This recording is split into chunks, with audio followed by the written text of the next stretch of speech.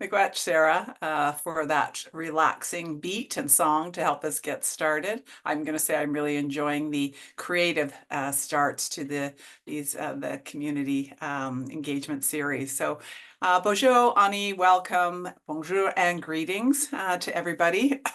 Miigwech. Thank you all for joining us today for this session. I'm going to say the first session of the school year of the UBC Dean's Community Engagement Series. We find ourselves in November already, so I'm going to say you are likely all so very busy.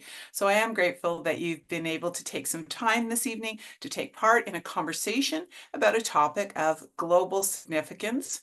And I appreciate you joining us, especially as I think there may be other things on your mind happening in the country next to us. So anyway, thank you for joining us this evening. My name is Hare, and I'm pleased to serve as the Dean of the UBC Faculty of Education. And I'm going to say I'm a proud UBC alumni from the Department of Educational Studies. And so shout out to Dr. Andre Mazawi, head of that department, who is joining us as well this evening. I am a guest here on these lands, being Anishinaabe from the Chiging First Nation.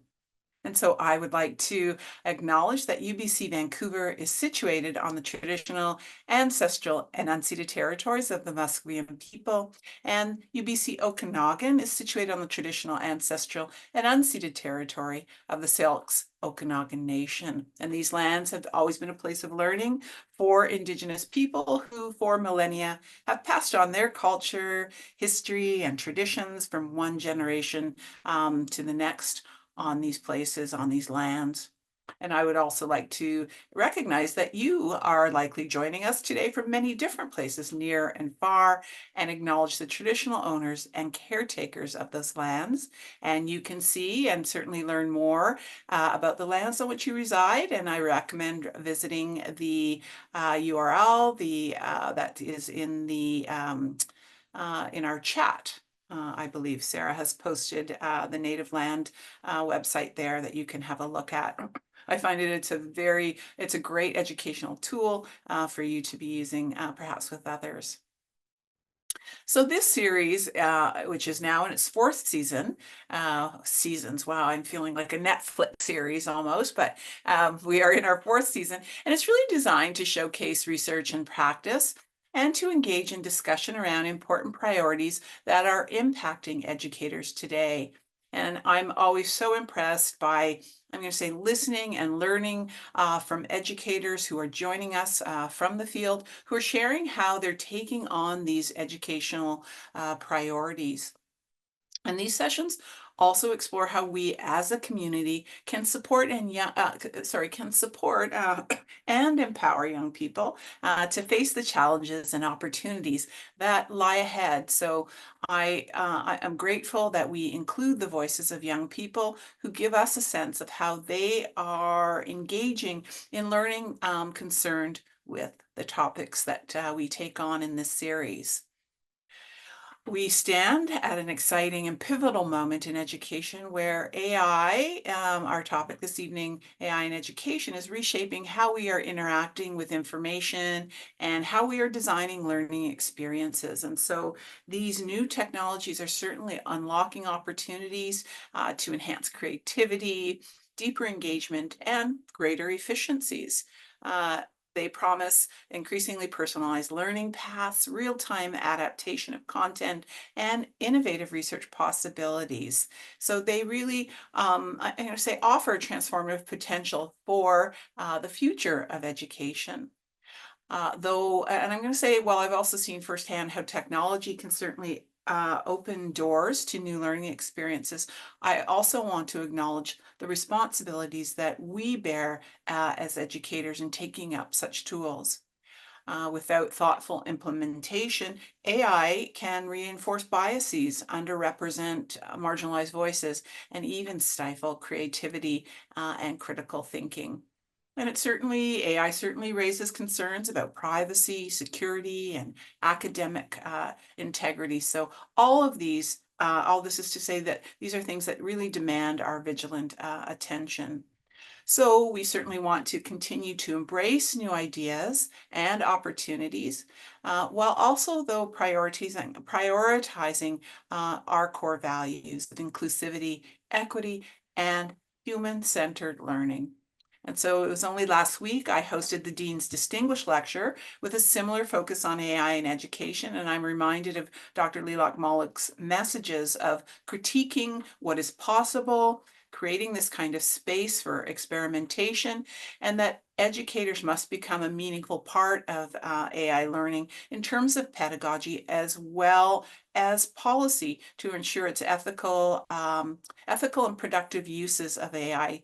And so we've got two wonderful, amazing educators here to share their experiences and perspectives of generative AI in education, as well as a young student who will lend his voice to help build our understanding. And I'm grateful for all three who are joining us this evening. So I am going to turn it over. I'll invite now my colleague, Dr. Lynn Tomlinson, to move us forward now in this session. So welcome everybody and welcome to our guests. Miigwech, thank you. Thank you, Dr. Hare, and welcome to all of our guests here today. My name is Lynn Tomlinson, and I'm Assistant Dean of Innovation and Strategic Initiatives here in the Faculty of Education, and I'm also a very proud alum. And I'm honored to be with all of you today and extend a warm welcome to everyone joining us. And I'm particularly thrilled that my friends and colleagues from West Vancouver are joining in this presentation because I know they have so many wonderful things happening in their district. A reminder that this session is being recorded. You'll see notes in the chat for instructions on turning off the camera. And if you prefer to change your display name, if that will suit you, there'll be some instructions for that. We'll also share some additional resources in the chat to help ensure that this session is warm and welcoming for all in attendance, including the UBC Respectful Environment Statement and resources pertaining to UBC equity and inclusion. After our speakers have presented today, there will be a question and answer period. We've collected some questions through the registrations that you sent in, and we also have some suggested questions from our presenters, and we welcome you to ask any further questions that might arise as you're listening to the presentations. You'll have an opportunity to put those in the chat. It's my honor to present our speakers this evening. We will also post a link in the chat where you can view their full biographies. So our first speaker is Dr. Chris Kennedy. Chris has been the Superintendent of Schools with the West Vancouver School District since 2009. He's also taught secondary English and social studies and has been both an elementary and secondary school principal. His doctorate in education focused on superintendent leadership.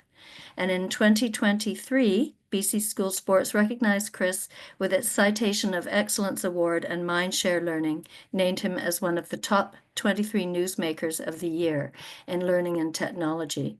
And if you like basketball, you will have heard Chris's voice on many of the media programs with the games on locally, which we just love. Following Chris, we will all hear from Cari Wilson. And Cari is the District Vice Principal of Innovation and Technology with West Vancouver Schools. With a Master's in Educational Technology, Cari has over 25 years of experience in K-12 classrooms, and much of that in a one-to-one or bring-your-own-device environment. In addition, Cari is the recipient of the 2024 Prime Minister's Award for Excellence in Teaching. She's an Apple Distinguished Educator and a Google for Education trainer. And she is a remarkable educator working with children of all ages in schools. After Cari, we will hear from Jadyn Mithani. Jadyn is a grade 12 student at Sentinel Secondary in West Vancouver with over 4 years of experience in robotics and coding. In a global robotics competition, Jadyn earned second place by designing and building a cutting-edge self-driving RC car, demonstrating a strong aptitude for engineering and innovation. With hundreds of hours dedicated to AI projects, Jadyn is an avid enthusiast in the field, continuously seeking to apply technology to solve complex real-world problems. I think Jadyn is that person that we all want to know in the future as we begin to tackle AI. So glad to have you here, Jadyn. Thank you to our three speakers for joining us today. And Chris, we will start with you. All right. Thank you, Lynn. I will get my slide deck up.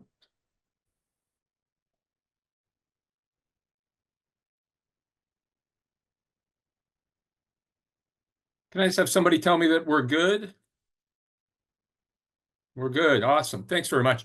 There's probably nothing happening right now where we all feel more like an imposter than sometimes with AI. And I'm looking at the folks who are online, and I see some folks who I follow, and I know a lot about this area. And so I will share with what we're trying to do in West Vancouver, but acknowledge that I don't think there's a lot of expertise out there right now, and claiming so it would be over the top. Um, I'll just also begin by acknowledging that I'm coming to you from the traditional lands of the Squamish Nation, where the West Vancouver schools reside. So I'm going to do a little bit on what is AI, and then talk about what we're doing in West Vancouver, and then turn it to Cari, and then later Cari is going to interview Jadyn. If you're interested in the slides, I will post a link to these slides. I've posted them on SlideShare, and I'll post a link to them, and you're welcome to have them and download them and remix them if they are in some way valuable to you afterwards. And again, and I know we'll have some chance for some questions at the end. One of the first things around AI is there is this sense of it's new, but like it isn't. Like in the last 2 years with the growth of ChatGPT, it feels like it's going so quickly. But we've really been playing in AI for a long time, and lots of us had a Roomba a decade ago that was bouncing around our living rooms as it started to clean our houses, and then over the last few years, almost all of us have either played in Spotify or Netflix or other of these predictive tools.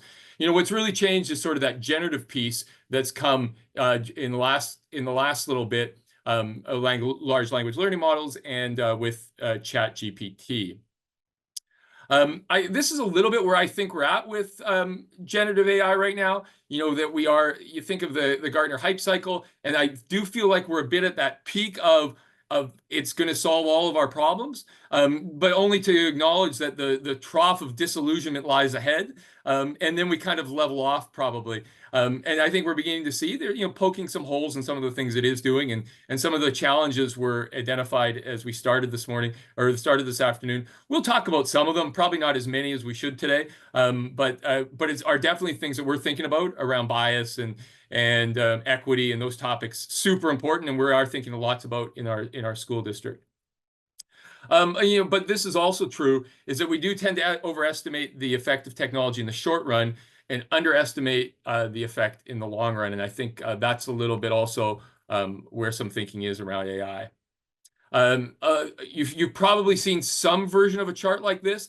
So this just shows how quickly we got to over 200 million users, comparing ChatGPT to other tools that of earlier in the last 20 years, Facebook and Twitter and Netflix and Instagram and WhatsApp, and you just see this, like, the speed at which this is happening is something that we haven't seen, and we always felt like we were behind, I think, with as social media tools began to come into our schools, and like how do we think about them and digital literacy, and how do we embrace them in our classrooms, and just the task that we have with Gen AI and ChatGPT and other tools like that is even just greater and amplified just because of just how quickly, 2 years ago, none of us had heard of ChatGPT. That was sort of that November of 2022 when we began to all play in it, and just how quickly that's come.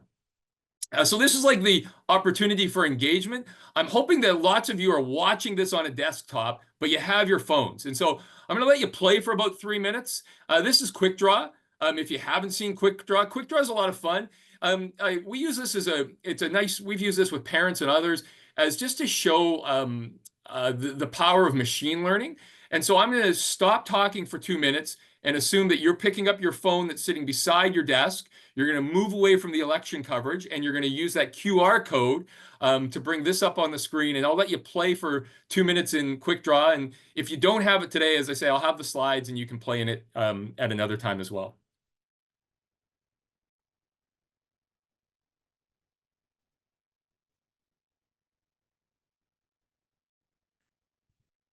if you're beginning to play in quick draw, you're probably being embarrassed by the quality of your artistic skills.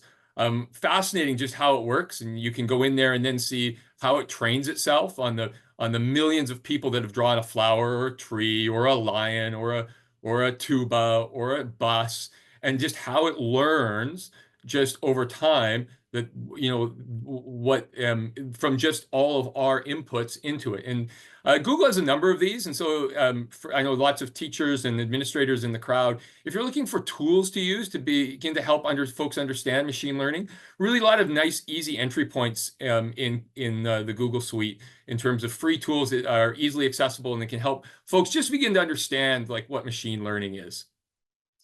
I'm going to flip a little bit now just to talk about the state of the nation in BC. So I would argue that BC is in the absolute best place, K-12, in our province around generative AI. The ministry there's actually a really clear understanding of roles, ministry, school districts, and classrooms when it comes to Gen AI. And that's something that's missing in a lot of provinces in this country. So the ministry provides high-level, consistent messaging. And so I'm going to show you a couple examples of some of the things that they've produced. Very good documentation, but at a very, they're at 30,000 feet. Documents that you can use with parents and students to understand what AI is. They have some nice examples of teacher stories happening in classrooms about how people are integrating Gen AI into their classrooms, where it fits in curriculum really well too.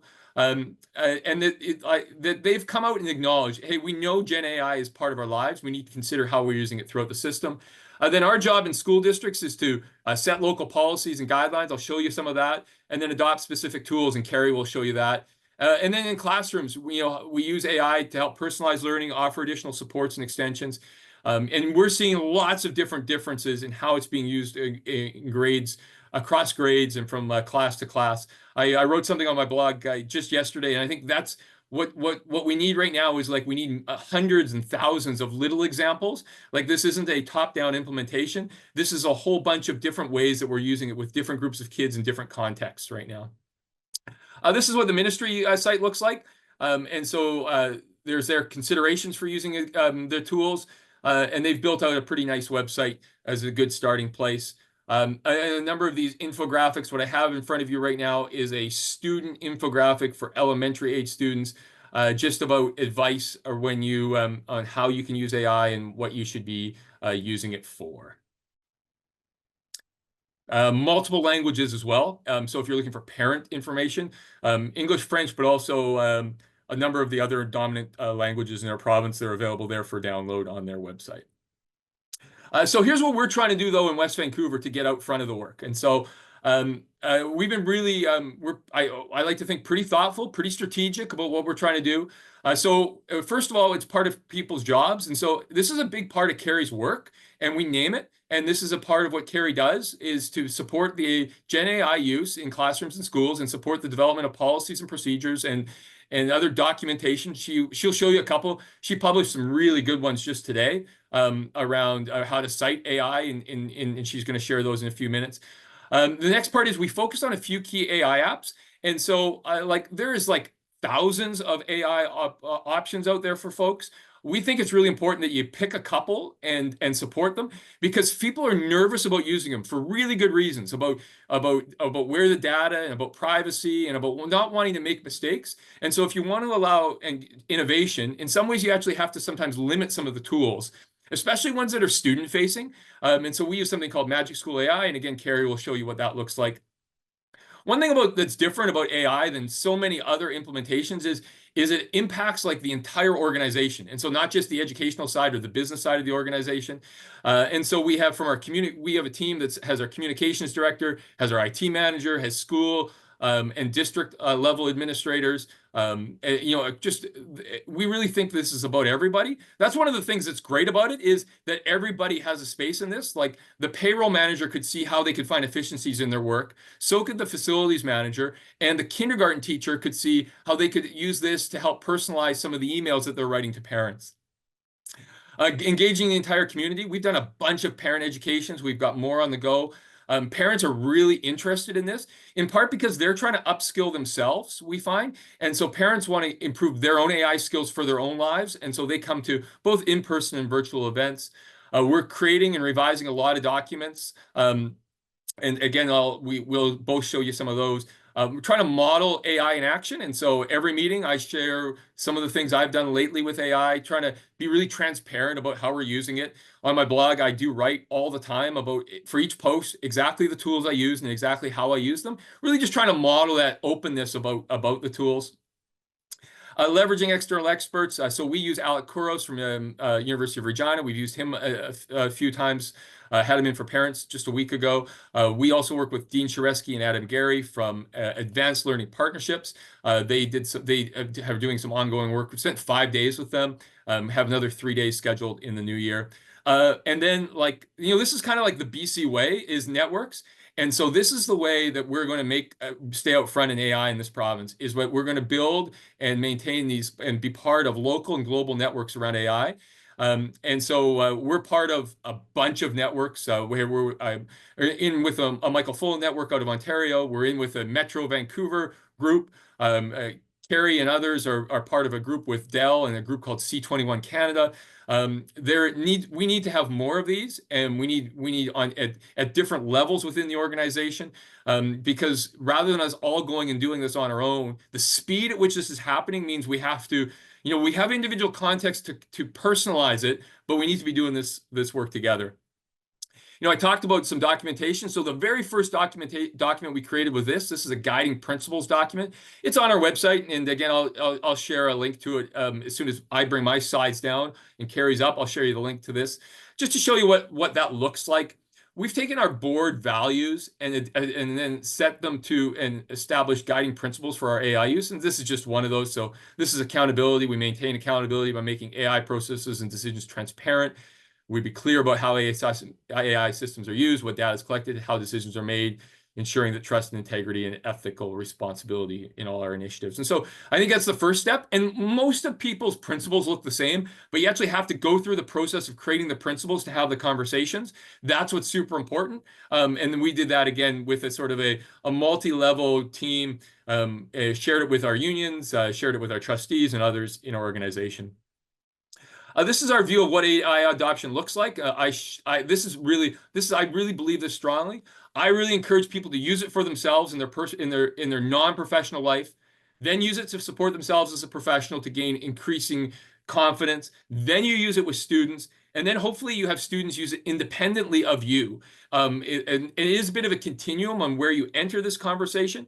But like, I think it's really important that you use it for recipes or for planning a vacation. I think those are super important ways to enter into the conversation, however you might use it. And then you think about how you might use it for writing a professional email.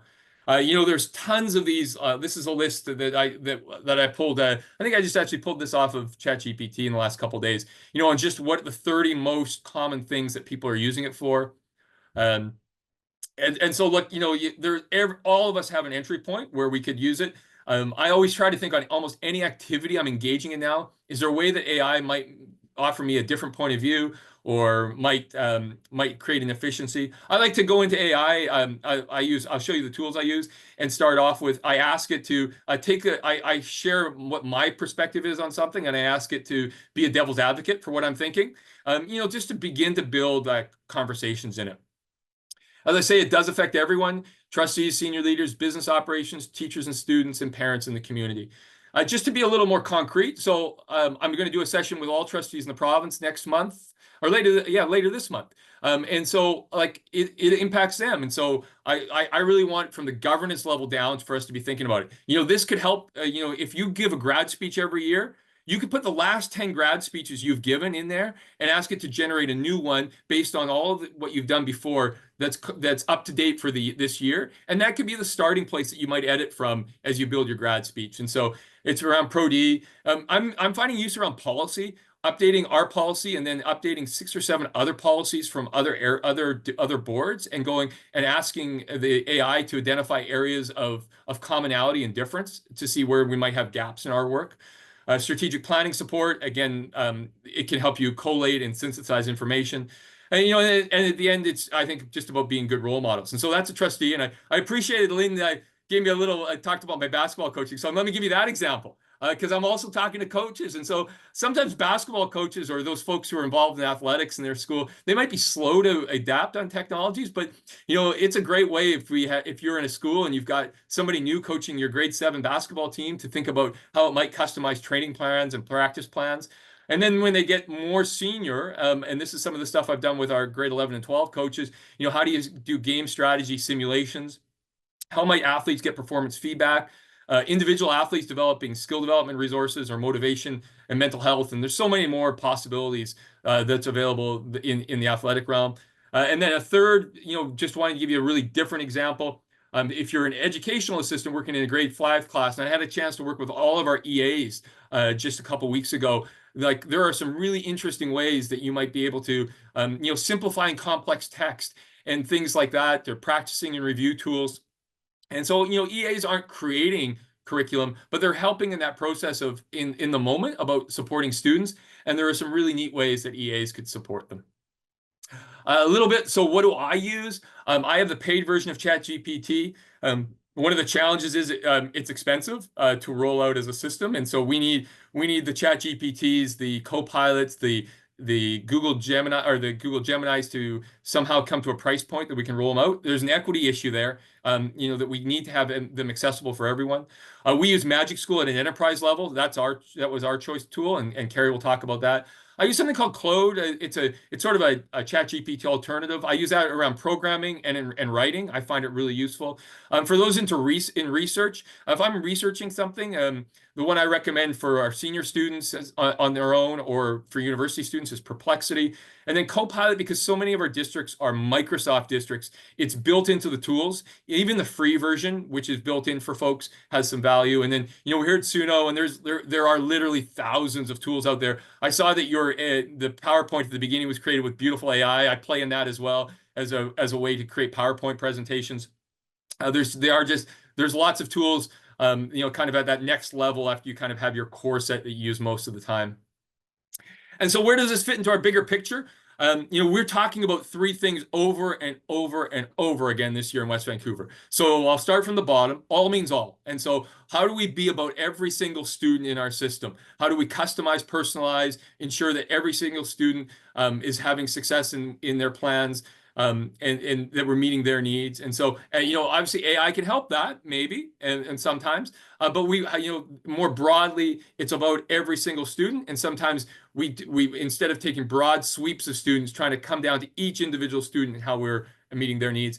Secondly, we've really, like others, have found, particularly post-COVID, literacy and numeracy, we want to refocus on some of those core learning skills. And so that's the second piece that we're talking a lot about. And then the third piece is innovation. And we've always been about innovation in different ways. And we're really narrowing that conversation because in that, if you're about everything, you're about nothing sometimes. In innovation to being about AI and physical literacy. And those might seem just kind of juxtaposed, like how do you be about both those two things? But one, I think actually AI use might lead us to use technology less because it helps create some efficiencies in the technology we use. And also it's just that we want to be really public and transparent about, we want kids outside. We want kids being physically active. We want kids being engaged in classrooms, and we don't want kids in front of screens. And so we are about physical literacy, and we're about AI at the same time because we want to know that there are new models of engagement around AI. There are opportunities for efficiencies as well as for engaging in new ways and creating a lot of engagement that might not even be possible if we didn't have the AI tools. And so we're about that.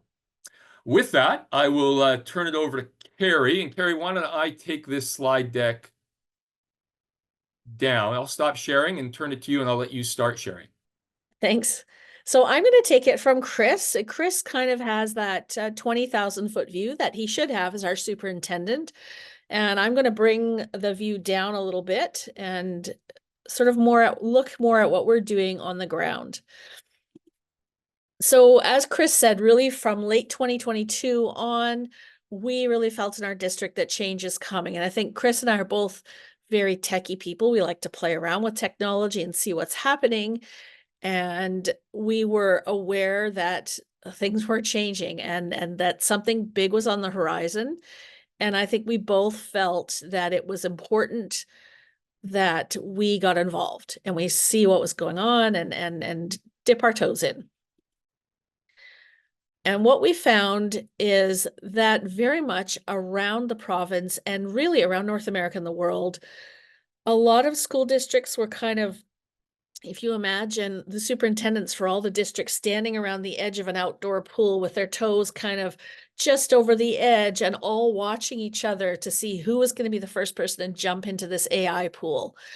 And everybody a little bit nervous because I think we all knew this is a big change and there's a lot of things to think about and worry about, and trying to see who was going to be the first to jump. And I think that, you know, as Chris said, we really look at our district at a number of things, innovation being one of them. And we wanted to see, how can we be innovative with this? And is this a tool that we can really use to help our teachers and our students and even the people in the board office do more and work smarter and things like that. So we decided to jump in and get started.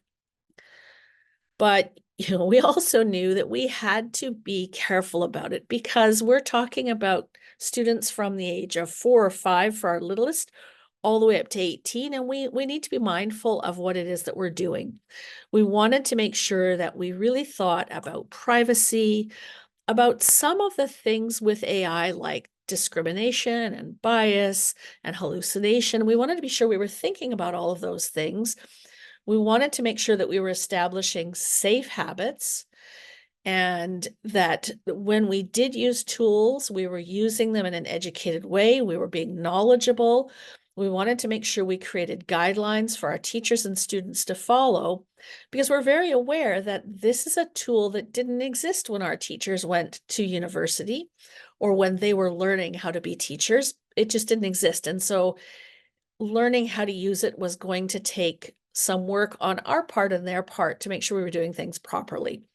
And we also wanted to make sure that whatever guidelines and habits that we built, they would work for every tool. They weren't going to be just for one tool, but for all AI tools. And while we were doing this, we were playing in this kind of strange place, which we still are right now, to be honest, where most of the big tools that Chris talked about, like ChatGPT and Perplexity and Gemini and Claude, they're great tools. But when you read the fine print behind them, they say very clearly, not for use at all under 13. And between 13 and 18, they're kind of vague. Some say, well, with parental permission, and the language is a bit tricky there. So we're in this spot where we know our students, like Jadyn, are starting to play with this and starting to experiment and figure out what they can do with it. Yet we also want to be mindful of the fact that we are, you know, sort of the gatekeepers for the safety of our students and our teachers. So it's a lot of thought that went into diving into that pool, but we also knew we didn't want to wait too long before we could get in. So we really looked at some of the different uses, and I'm not going to talk right now about the uses from like the board office or facility. We know that people at the board office and facilities are starting to dip their toes into AI as well, but I'm going to really focus on education. So we looked at how could teachers use AI to help themselves. Teaching is a very intense job, takes a lot of time and a lot of energy. And we wanted to see, are there ways that we could help teachers leverage AI tools to make some of the things that take a lot of time easier? So things like sending emails at the end of a day when you're really tired and you've got to just have that right tone with the parent you're talking to, or doing lesson planning, especially for a new teacher or a teacher who's changed grades or subjects. That can be really intimidating and take a lot of time. I remember as a young teacher spending my entire weekend either at the school or at home planning and prepping and making sure everything was just right for my students. And I know lots of teachers still spend a lot of time doing those things. We also wanted to look at how teachers could use AI to help their students. And in this case, we're talking about things like differentiation and language translation. We wanted to look at how students could use AI to help themselves. and also how students could use AI to prepare themselves for the future. And not really knowing what that future is going to look like with the advent of AI, but knowing that we want our students to be ready for what's to come. So again, as I said, with a teacher for teacher, we wanted to look at different tools for our teachers, tools that we use that could allow them to lesson plan or create resources to use with their students, tools to help them understand curricula they maybe weren't familiar with, help with communication with parents, help with report card writing and assessment. All of these things are possible with AI, but it takes some effort and some time to get used to using them and also to find tools that work well that are safe.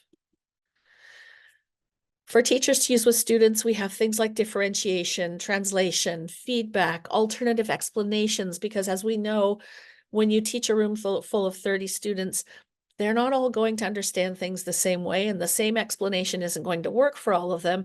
And sometimes it can be hard to think of another way to explain something, especially if it's something you yourself are struggling with a little bit.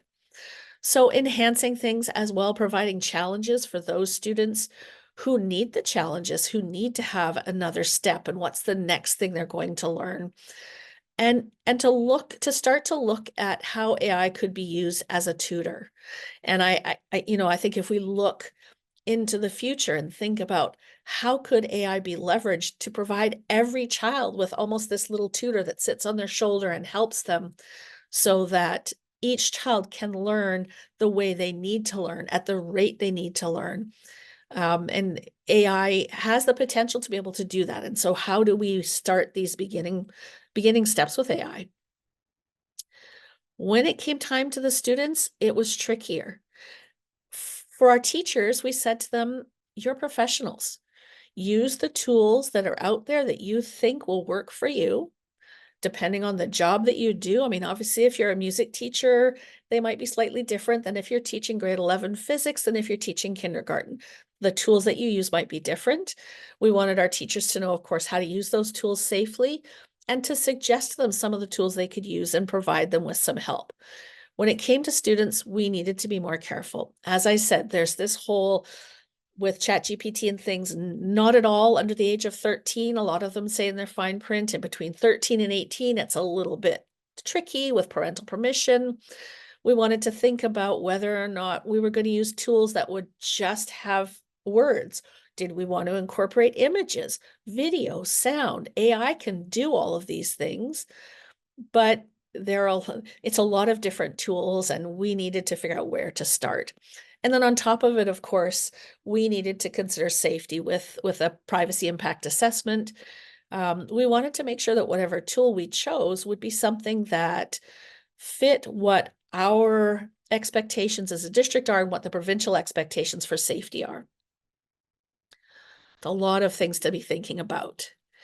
And what we ended up deciding was to start with one tool that could be used by teachers at first and then for students as well. And we settled on Magic School AI, and it's kind of our Goldilocks for now tool. In other words, it fit the bill for us to start and get into things and get going. We may find other tools, and Chris and I, in fact, we're just talking today about other tools we might want to start examining with our teachers and students. But when we started with Magic School AI, which was just back in January of this year, they only had a teacher-facing tool that teachers could use that had all sorts of different things in it. You could do lesson planning, you could write emails, you could put information in and create a UDL plan for your students. There were social stories you could use for students who had difficulties in social situations. So all kinds of tools were there that our teachers could start to use. And then right around spring break, Magic School launched, as they said they would, a student-facing tool so that teachers can, inside the Magic School environment, create a classroom for their students and choose which AI tools they put in them. I've been working with two grade 3 classes at one of our schools recently. And with those students, as Chris said, it's great to start off with a sort of low risk tool. So we started with the joke making tool, which I know sounds kind of silly, but at that school, their principal reads a joke every morning in the announcement. So for the grade 3s, it was really exciting to think that they could use this artificial intelligence tool to help them create a joke. And we, of course, talked about artificial intelligence and what it is and what it isn't, and what a prompt is and what a prompt isn't. And it amazed me how well their little minds were able to wrap around this and see this tool as something exciting, and yet understand that it's not human, it's not magic, it's a tool. From there, we've gone on to creating tongue twisters. On Halloween, we spent time learning how to put a prompt into one of the image generating tools to see if we could create some monsters. So we've had a lot of fun with that. But the great thing about Magic School is it's developed by a teacher. It's a company that has kept safety in mind. And I've had some of my robotics students test it by putting in prompts that, we don't actually want the kids putting in to see what would happen. And it just gently redirects them and says, that's not something I can teach you about. And is there something else you'd like to learn about? So we've been finding, as I said, it's a Goldilocks for now. It's a great tool to start with. But there was a lot we did in preparation. So as I said, we started with a privacy impact assessment, which we had to do twice, once for the teacher forward tool. And then once they introduced the student facing tool, we needed to do it again to make sure this would be safe for our students to use. We needed to set up guidelines for using AI. And so we had the ones that Chris showed you that sort of look at our bigger picture goals and aspirations as a district, but we also wanted ones that could be used in the classroom that teachers and students could understand in their language. We created what we call a best practice guideline for teachers that shows them how to log into the tool, how to get students into the tool, and make sure that they're doing that the correct way. The other thing we did, knowing that not every teacher was going to have a strong understanding of artificial intelligence, but we wanted every student to have the same information when they started. So we created a student-facing video that was to be shown to each class before they used Magic School to make sure that all of our students were hearing the same message about not putting personal information into an artificial intelligence tool, making sure they understand that every answer it gives is not necessarily correct and you need to do your own homework, making sure they understand that the AI is there to help them, not do the work for them. So we had this video as well for the students. On top of that, as Chris said, we have been communicating with parents. We've had several parent information nights. Principals in their own schools have been communicating with parents, and teachers have been communicating with parents as well to let them know, here's what we're using, here's why we're using it, here's how we're using it, and to help our parents get up to speed with what artificial intelligence is as well. On top of that, we have a commitment to ongoing Pro-D, and I think this is really important because if we want teachers to use this tool, both to help themselves and to help our students, we need to support them. Like I said before, this isn't something that everybody is comfortable with right away. It might take a bit of time, and so we need to support teachers with ongoing Pro-D. And in fact, we have our first think tank session of the year coming up in a few weeks, where we have invited teachers, and we even have some EAs coming into that session to just meet together and talk about these things. And our topic for that think tank is actually assessment, and how can we use artificial intelligence for assessment, and can we use it, and what would that look like? So we're continuing the conversation on a continuous basis. Both Chris and I blog really consistently about artificial intelligence and what that looks like in our district. So here are a couple of those things that I was talking about. On the left hand, you'll see our West Vancouver Schools guidelines for the use of AI. And this is actually in the process of being printed up and put into all of our secondary classrooms and many of our intermediate classrooms, and then in some of our primary classrooms where teachers are using it. It's written in really easy to understand language, in kid-friendly language, and just goes over the things that we want our students and teachers to understand about using artificial intelligence in an educational setting. Then on the right, you'll see what I like to call our AI spectrum. And if you're a primary teacher, you would recognize this. A lot of primary teachers have like the stoplight, the stop and go light in their classroom somewhere where the kids can talk or just talk a little bit or not talk at all.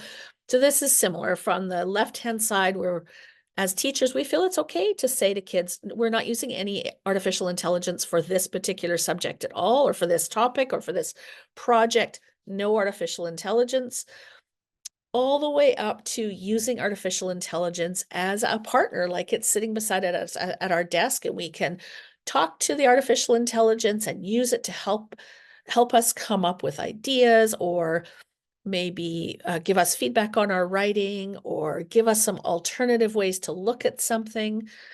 So we really want students and teachers to understand that AI is not necessarily a binary. It's not use it or don't use it. There are ways we can use it at differing amounts for differing situations. And then, as Chris said, these are the documents that I just sort of launched with our teachers and students today. And I actually got some of this from the UBC website and from the McMaster website. I wanted to make sure that our students are understanding that it's important to say when you use AI. I know for Chris, when he writes in his blog, if he's done part of it with AI or created an image with AI, he always says, I used AI for this.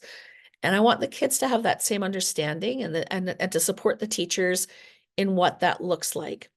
So I contacted all the TLs in our district and said, hey, what are you using in your school? Let's make sure that we're on the right track here. And so I heard back, well, some schools use MLA, some teachers use MLA, some like APA.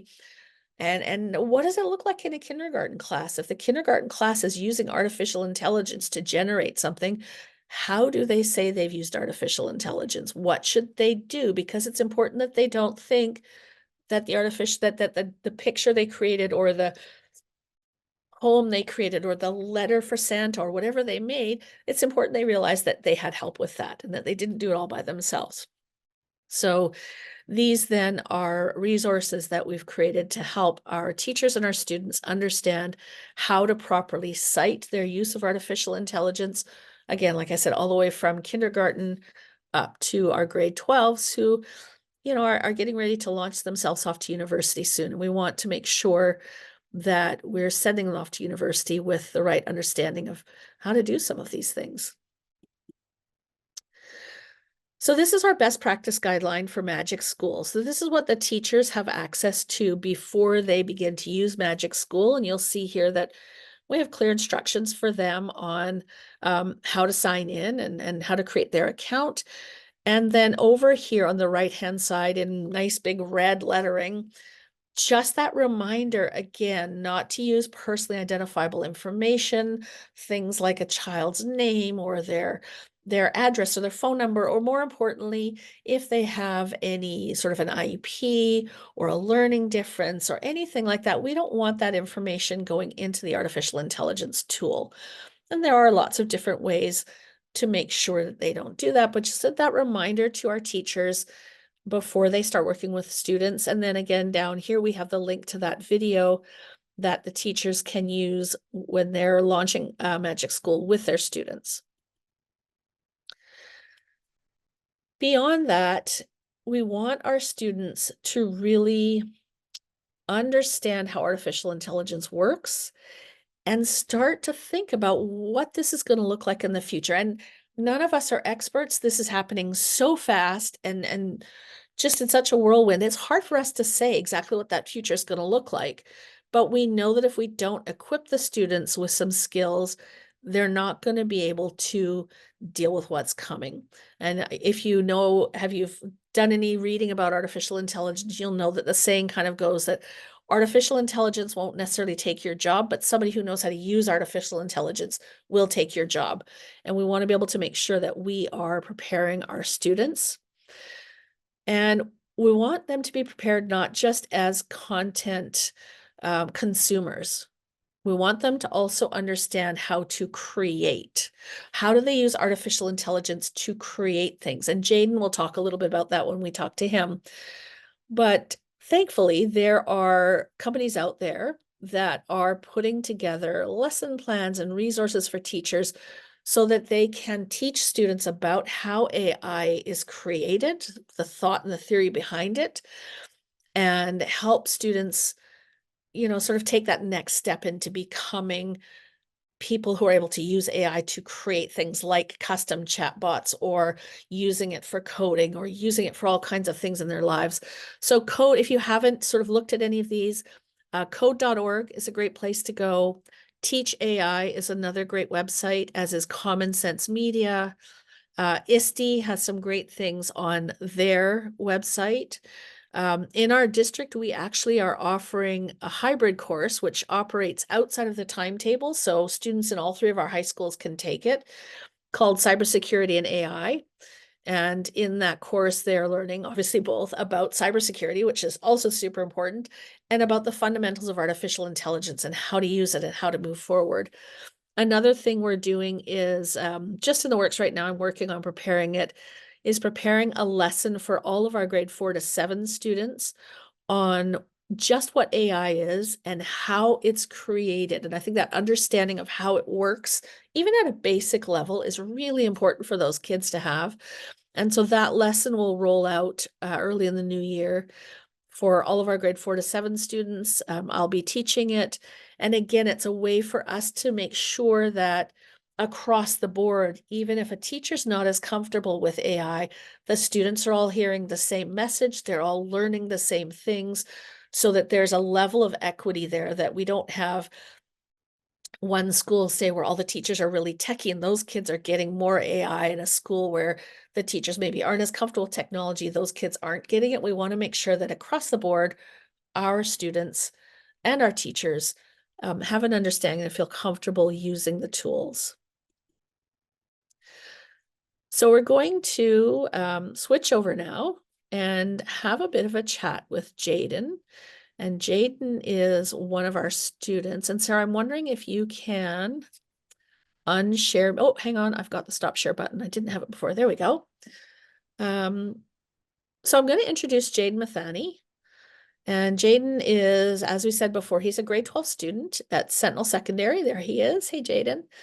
I know Jadyn through the Robotics Academy. We have a Robotics Academy in West Vancouver schools, and Jadyn has been in the academy for a number of years and done a lot of really, really hard work. The robotics kids often are at the robotics rooms until 7 or 8 o'clock every night after school.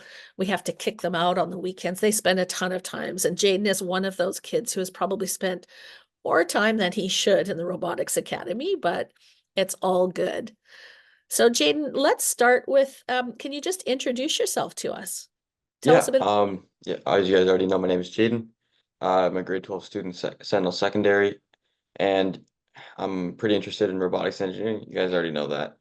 And I also like fitness. I run and I go to the gym. Yeah, that's me in a nutshell. Awesome. Well, there's actually a lot more to you, but that's a start. So Jadyn, maybe if you can start by telling us a little bit about how you first became aware of artificial intelligence and got interested in it. Like, how old were you when you first started really knowing that something was out there? I think it was around 15 because I'm 17 now. It was late 2022. And I was just playing around with ChatGPT, just, like experimenting like everybody else was. Okay. And when you first encountered AI, what were you thinking? What were your thoughts? Um, Originally it was sort of just uh doing like a lot of like English work and writing and emails and that kind of stuff. But now I found a lot of other use cases for it that are beyond that. Awesome. And we'll hear about those in a bit. I want to ask you, when you first started using it, did you have any concerns or any worries about using AI?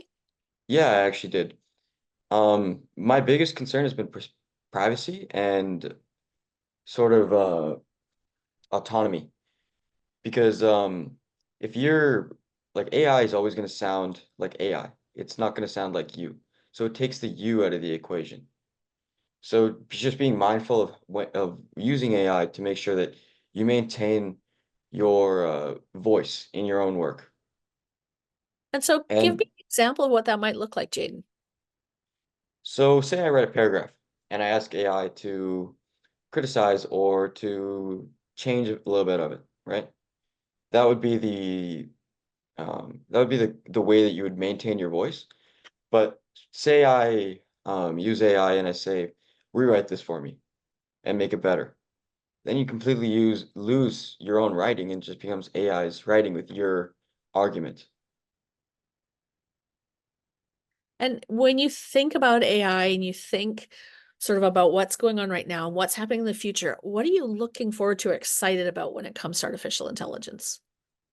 Well, I'm really excited. I'm really excited for the future, you know.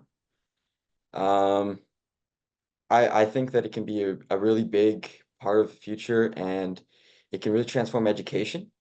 It can transform healthcare with early diagnosis and like, personalized treatment. I've even seen it used to look for cancer in people with like there's AIs that'll sort of like locate, you take a picture of someone's body and it'll locate like the cancer on them.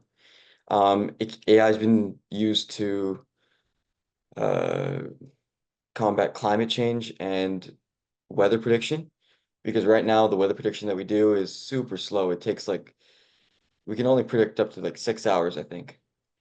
And with AI, I've seen AI do it up to like a week in advance, which would completely revolutionize our like the world that we live in because we know like the weather on point exactly for that far in advance. That's really And cool. I think really going back to like my personal experience with robotics is that AI can really, really help with robotics and autonomous systems, especially machine learning when that comes into play. So we'll talk about that in a minute, but first I want to go back to school. How have you at this point used AI to help yourself in school, and have any of your teachers used AI with you in school? Yeah, a lot of my teachers use AI to generate tests and quizzes sometimes, just to give us more like opportunity to get feedback. I personally use AI as a sort of on-demand tutor. And I've used it to learn coding for robotics. I've used it to troubleshoot. I use it in English class when I want to get some feedback on my essay and my teacher's, not available. Or it's like late at night and, just want to get some feedback. And I think it's a really powerful tool when you use it like that because you get to get feedback, critical, concise feedback. And that's the important part of it being critical and concise at the tap of a button. And you can do it over and over and over. And so do you think, Jadyn, and I know this isn't a question you and I rehearsed, but or talked about ahead of time, but do you think lots of your classmates are also using AI? Definitely. I think everybody's using AI because why wouldn't you? It's such a revolutionary technology and it makes your life so much easier. Do you think there's a concern amongst your classmates um, about using AI in a way that could be seen as cheating or Yeah, plagiarizing? definitely. I've seen a lot of people just use AI to just completely pump out their whole assignment. And then when you go to on the teacher side to try and detect that, there's AI detectors, but they're not the way that they work is that they look for text that's been seen again or that's been used before. So it's kind of like a plagiarism detector because AI just regurgitates what it's seen.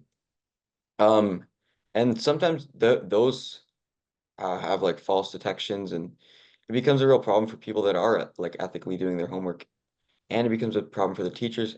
So, yeah, Fair. When you think about using AI, so we've talked a little bit about how you use AI at school, and that's really yeah, cool. Can you tell me a little bit about, because I know you've also used AI in your personal life and to sort of help you do different things. You want to tell us a little bit about that? yeah. I use AI a lot to speed up my productivity where I'm working on businesses or sending emails or even just, planning a vacation.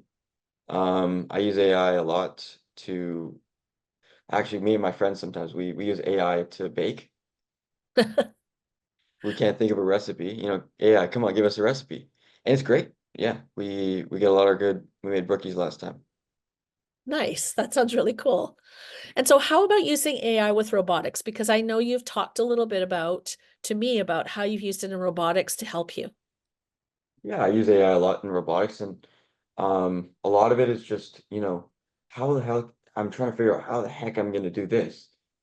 And I ask AI and it tells you, oh, you can do this, you can do this, you can do this. Here's how you could do this. This is the drawbacks of this, this is the drawbacks of this. This is what could be a potential good solution. And then I get to go through and I get to read through all of those and then make my own decision whether or not I want to do this. And then I can ask more follow-up questions. And that really has accelerated my growth and my learning. I started robotics in grade 8 and I was pretty freaking bad. And I've leveraged AI to become very good at what I do. Awesome. And when you think about kids using that to help them code their robot and program, do you think there's still value in students learning how to program? Yes, Okay, tell definitely. me a bit about that. Because as good as AI can get, it's never really going to be a replacement for coding. Because coding involves problem solving that AI cannot do. So it And still I think needs the that's, human element. yeah, precisely. Jadyn, is there anything that you think teachers should know or be aware of that maybe they don't right now when it comes to AI? That's a good question. Not that I can think of. Okay. Tell me a little bit about what you're looking forward to doing next year, because you're about to graduate from school, only about 6 or 7 more months, and then off you go. What are you looking forward to? Going to engineering school. It's gonna be a challenge, but it's gonna be really fun. What kind of I engineering do want you to think study you're going computer to do? engineering. Computer Pardon? engineering. Okay. Yeah. Awesome. And looking longer, have you started to think about what you might do after you get a computer engineering degree? What are your passions? Passion is coding and robotics, so hopefully something along the lines of that. Maybe software engineering or um, automation engineering, so like the robots in factories. All right. That's really cool. Jadyn, thanks so much for giving us a student perspective on AI and telling us a bit about what you think and what you've experienced. I think it's really valuable for teachers to hear that student voice. And I know because I've watched you grow up from grade 8 to grade 12, and I've watched you mature and learn and really leverage the tools around you like AI to help you uh, go a lot of really neat places. So I really appreciate you coming and giving us your perspective. And I know the people listening probably have really enjoyed hearing from you as well. Yeah, thank you. Thank you so much for having me. Oh, you're welcome. Yeah. So I'm going to turn it back to Dr. Tomlinson because I think maybe we have time for questions, Dr. Tomlinson. Yeah. Thank you so much, Jadyn. It's really interesting to hear, about your own journey about AI, and I love that you talked about your voice as a learner and autonomy. So thank you so much for sharing that with us. And Chris, it is really heartening to hear that the Ministry of Ed and school districts and classroom and are in BC are at the forefront of this work. Doesn't surprise me because it's such a fantastic province. But really good to hear that because people don't always, know how much we get done.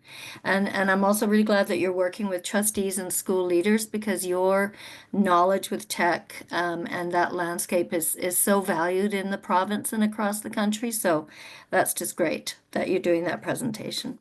And Cari, as always, thank you for grounding us in what's best for kids in the classroom and really clarifying the specifics of how we can support teachers. And I think your list of different tools for people to use is just so helpful and thinking about scaffolding student learning in a good way. So thank you all so much. Just fantastic presentations.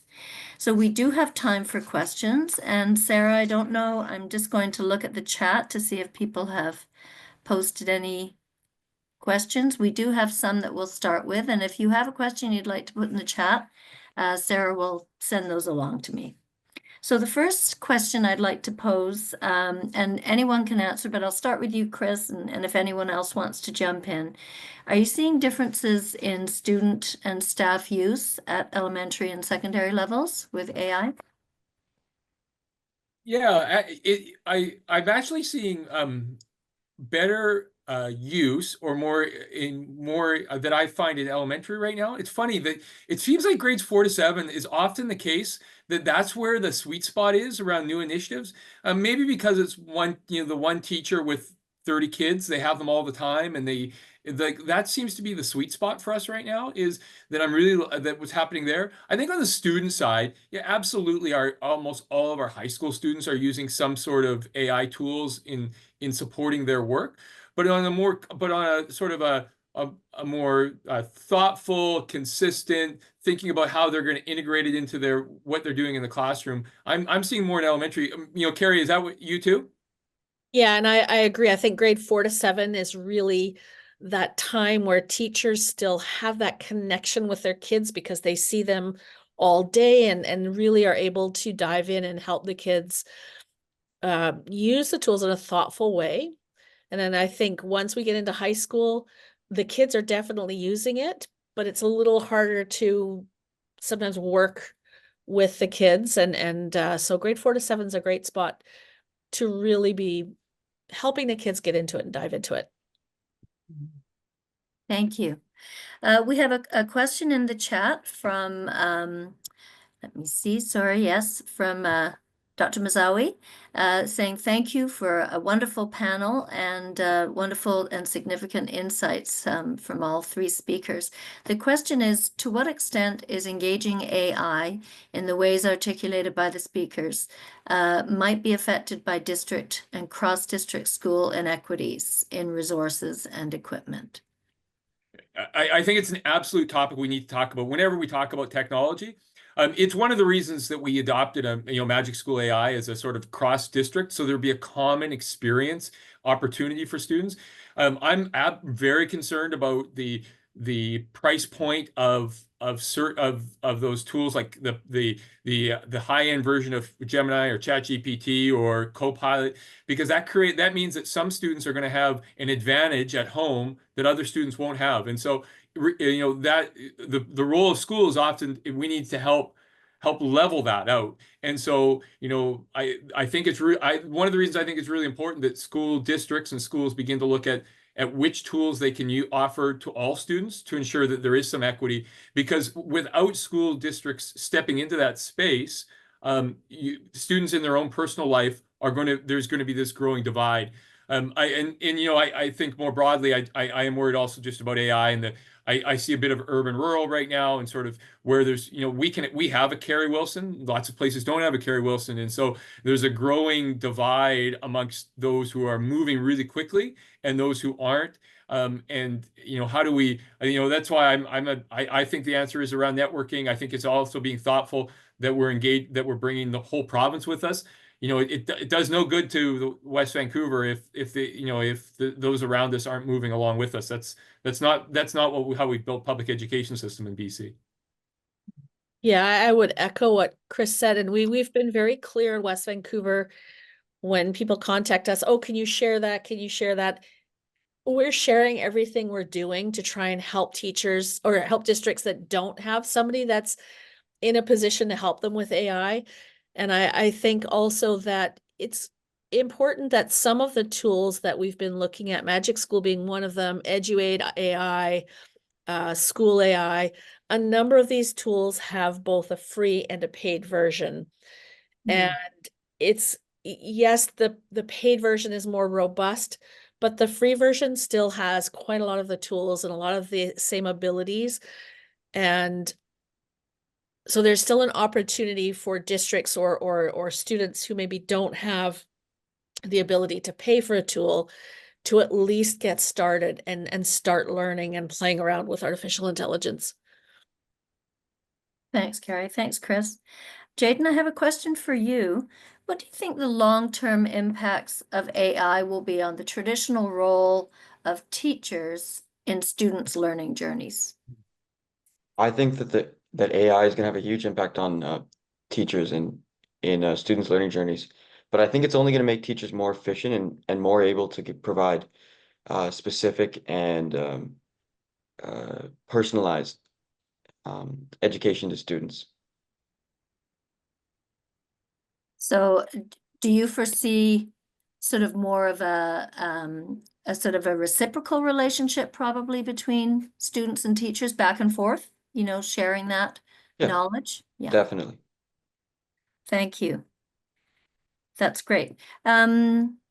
Cari or Chris, how can universities, and here we are, we've got a lot of people here from our teacher ed program and many of our professors on this meeting today. How can universities prepare pre-service teachers to use generative AI effectively in their future classrooms?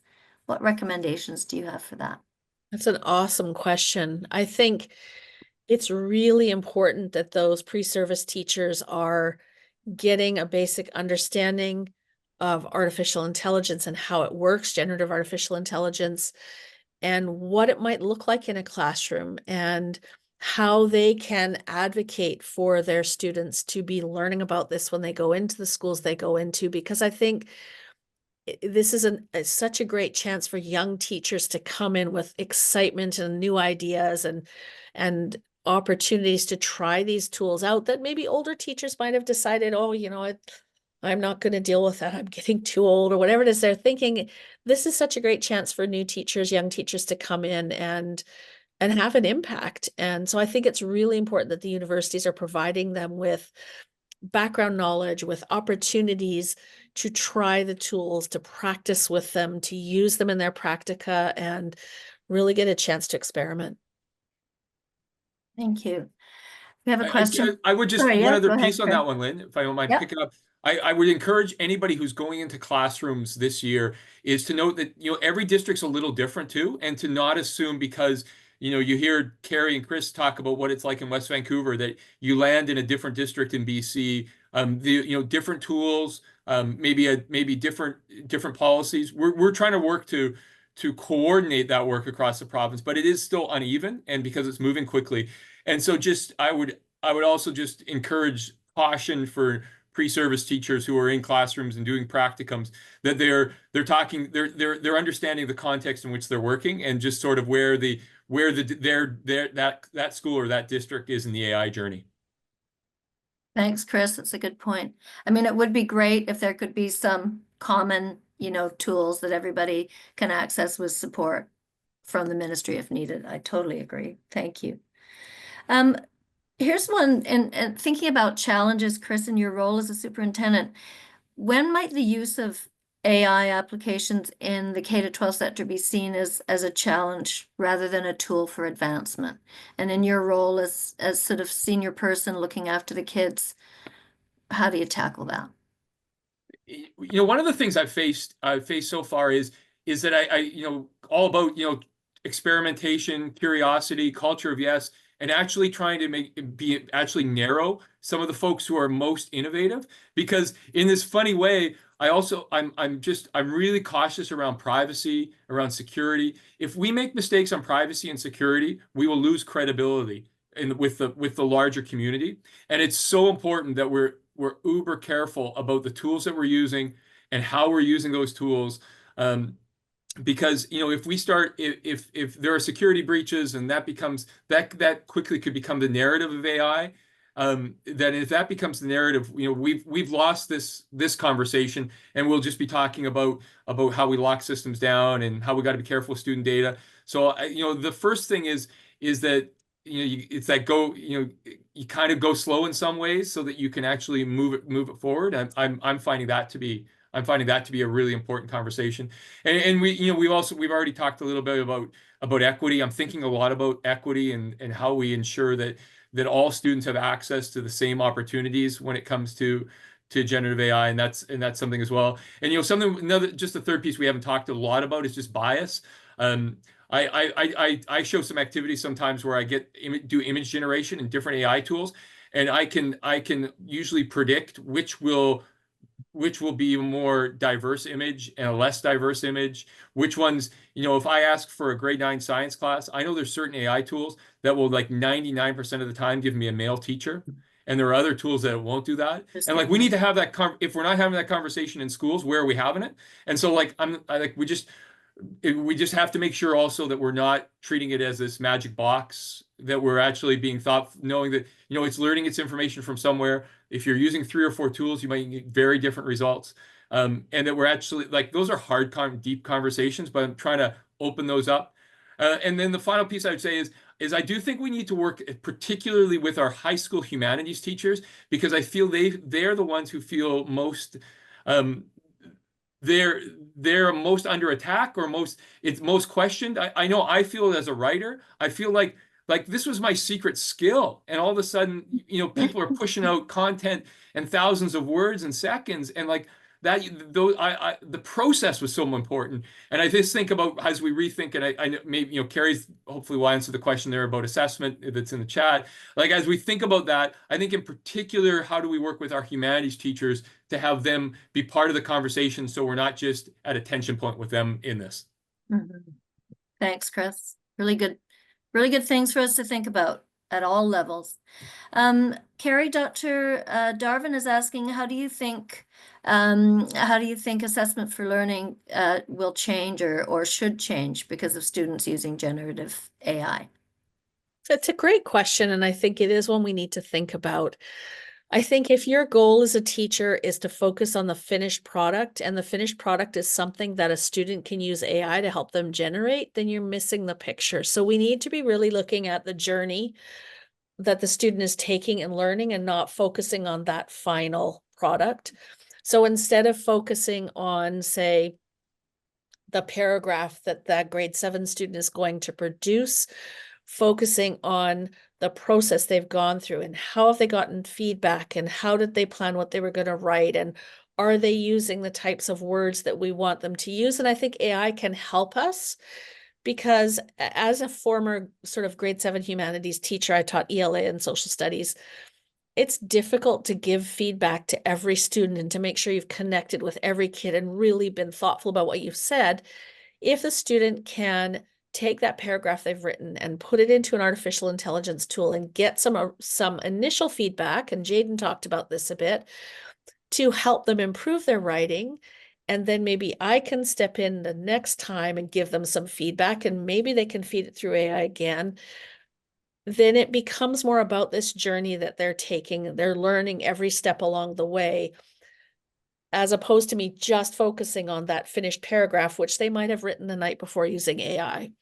So I think I think in many ways, education has been doing that anyway, focusing more increasingly on the journey the child is going through than on that focused finished product. And it means that some of our teachers, and I'm thinking, like Chris said, of the high school humanities teachers especially, some of them may have to start changing what they're doing with their students and what they're expecting their students to provide as evidence of learning. Mm-hmm. Thank you, Cari.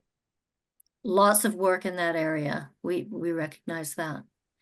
I have a question from Yvonne, and it would be to anyone.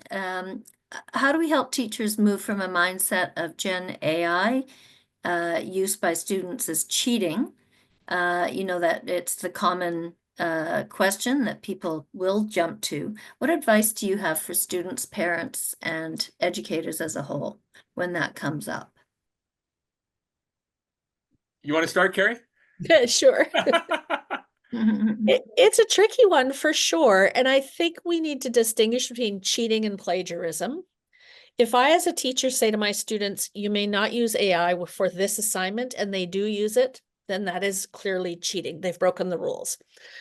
Plagiarism is a little trickier, because if you look at the strict meaning of it, it's taking somebody else's words and saying they're yours. But experts in the field of generative AI will tell you that AI is not an author. So what AI produces is not the words of somebody else. AI is taking mathematical equations and putting chunks of information together in a logical way. So I think understanding how the AI generates helps us understand whether a student is cheating or plagiarizing. At the same time, I think it's important for us to really educate students, and Jadyn brought this up, and I think he's got a very mature way of looking at it. He understands that if he allows the AI to do the work for him, his brain is not really doing the work it needs to do, and he's not actually moving forward as a human in his own journey and learning.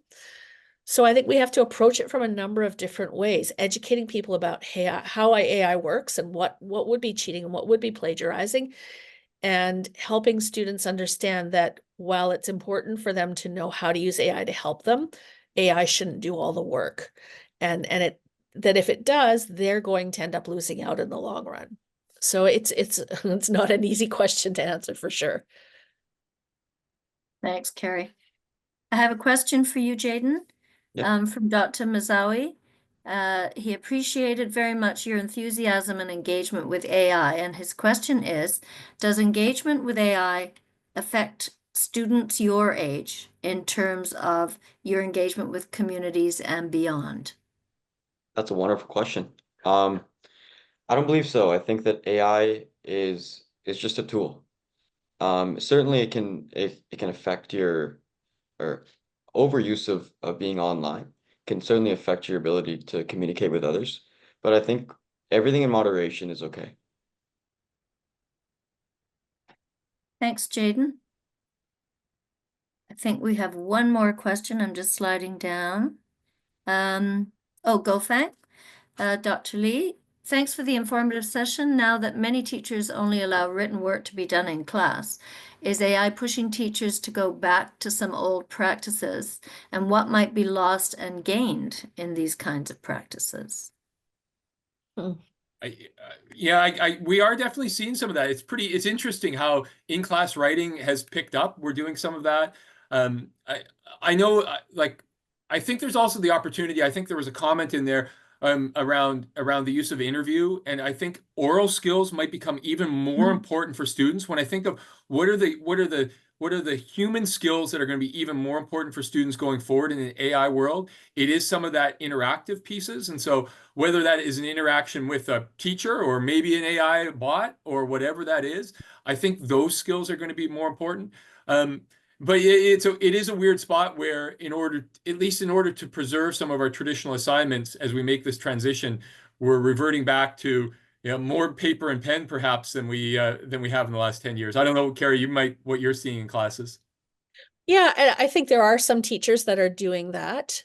One of the things that I think we can encourage teachers to do is leverage the artificial intelligence tools to help them with some of the things that take up their time, and then revert that time into actually talking with the students. And as a former grade 7 humanities teacher, I always found when my kids got feedback from me face to face, when I actually spoke with them and said, here's what I like about your project, here's what you needed to work on, they were much more receptive to making changes than if I just wrote some feedback. So maybe what AI will allow teachers to do is spend a little more time speaking one-on-one with students and engaging the students' understanding by talking to them and interviewing them, and almost like you would do it if you're defending your dissertation or something, when you're asking that student, what is your understanding of this, and what if this happened, and what if that happened, so that you're taking the emphasis away from that written 5-paragraph essay or the project on ancient Egypt that's on a big piece of poster board,